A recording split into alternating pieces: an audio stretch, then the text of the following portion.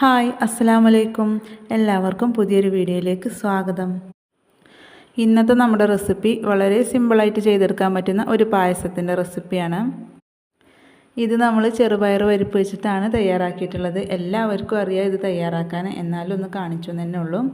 അപ്പോൾ ഇതെങ്ങനെ തയ്യാറാക്കാൻ നോക്കാം. അതിന് മുന്നേ നമ്മുടെ ചാനൽ ആദ്യമായിട്ട് നിങ്ങൾ കാണുന്നെങ്കിൽ പ്ലീസ് ഒന്ന് സബ്സ്ക്രൈബ് ചെയ്യുക. അതുപോലെ തന്നെ വീഡിയോസ് കണ്ടിട്ട് ഒന്ന് സപ്പോർട്ട് ചെയ്യുക.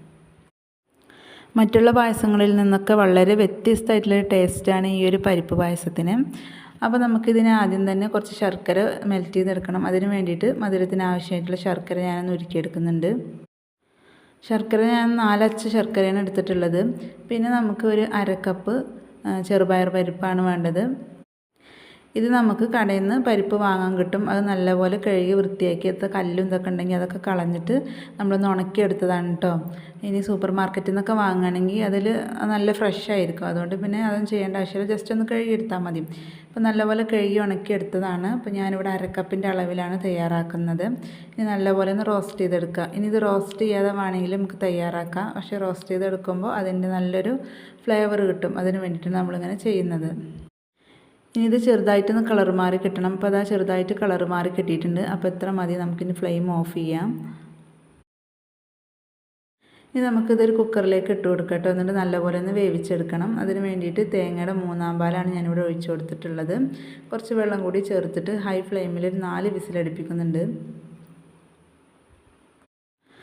അപ്പോൾ നല്ലപോലെ വെന്ത് കിട്ടിയിട്ടുണ്ട്. ഒരു 4 വിസിലടിച്ചപ്പോഴേക്കും. എന്നിട്ട് ഞാൻ വേറൊരു പാത്രത്തിലേക്കാണ് ഒഴിച്ചു കൊടുത്തിട്ടുള്ളത്.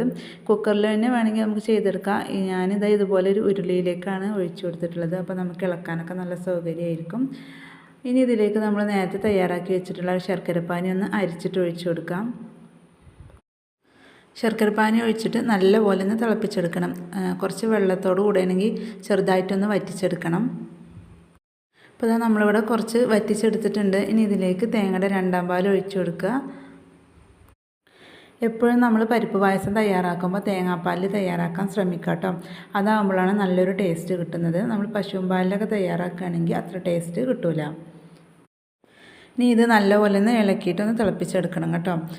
കൂടുതലായിട്ട് തിളപ്പിച്ചെടുക്കണ്ട.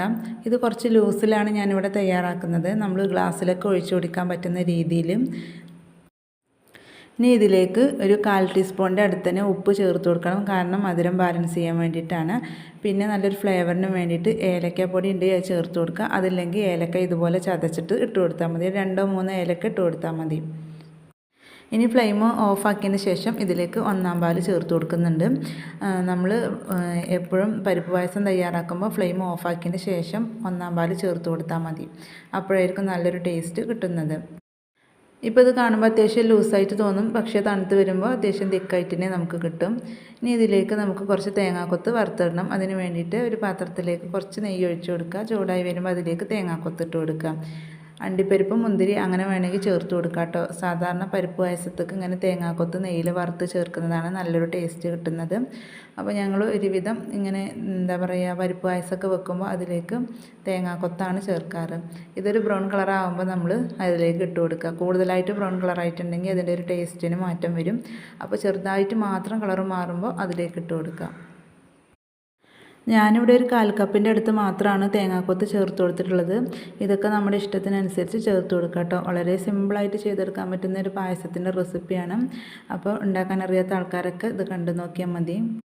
അപ്പോൾ ഇതാ ഇത്ര മതി. നമുക്കിനി ഫ്ലെയിം ഓഫ് ചെയ്യാം. അപ്പോൾ ഞങ്ങൾ ഇതാ ഈ ഒരു കളറിലാണ് ഇവിടെ ആക്കൽ. അപ്പോൾ നിങ്ങൾക്ക് ഇഷ്ടമുണ്ടെങ്കിൽ ഒന്നും കൂടി ബ്രൗൺ കളർ ആക്കാം കേട്ടോ.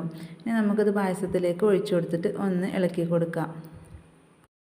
ഇതിപ്പോൾ കാണുമ്പോൾ അത്യാവശ്യം നല്ലപോലെ ലൂസായിട്ടാണ് തോന്നുന്നത്, പക്ഷേ കുഴപ്പമില്ല. നമുക്ക് തണുത്ത് വരുമ്പോൾ നമുക്ക് കുടിക്കാൻ പാകത്തിലായിട്ട് തിക്കായി കിട്ടും. ഇപ്പോൾ അത് ഗ്ലാസ്സിൽ ഒഴിച്ച് വെച്ചിട്ടുണ്ട് ഞാനിവിടെ. കാണുമ്പോൾ തന്നെ അറിയാം അത്യാവശ്യം തിക്കായിട്ട് തന്നെയാണ്. അപ്പോൾ വളരെ സിമ്പിളായിട്ട് ചെയ്തെടുക്കാൻ പറ്റുന്ന പരിപ്പ് പായസത്തിൻ്റെ റെസിപ്പിയാണിത്. തീർച്ചയായും ഒന്ന് ട്രൈ ചെയ്ത് നോക്കുക. ഈ വീഡിയോ ഇഷ്ടപ്പെട്ട ഒന്ന് ലൈക്ക് ചെയ്യുക, ഷെയർ ചെയ്യുക, നിങ്ങളുടെ അഭിപ്രായങ്ങൾ കമൻറ്റ് ചെയ്ത് അറിയിക്കുക.